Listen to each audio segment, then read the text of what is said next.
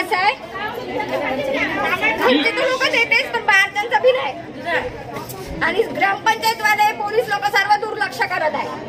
बंद पाहिजे पुरेपूर पांढरकवड्यातली दारू पूर्ण बंद झाली पाहिजे झालीच नाही विकलं पाहिजे झालीच पाहिजे दारू विकायला तयार नाही विकू दिली बी नाही पाहिजे कोणाच तर त्याला विकणं चालू केलं तर आम्ही आमचा पण दिला आहे आम्ही इथं नाही का एक आपला माणूस ठेवल सर म्हणून आणि त्यांनी आता या गोष्टीला नाही का मान्य दिलं आहे तरी पण आम्ही पाहू त्यांच्यावर आश्वासन त्यांचं काय आहे आणि आमचे सरपंच साहेब आहे त्याच्यासाठी नाही का त्यांची आम्हाला खूपच म्हणजे आग्रहाची विनंती त्यांना आम्हाला त्यांनी सपोर्ट खूप केला पाहिजे।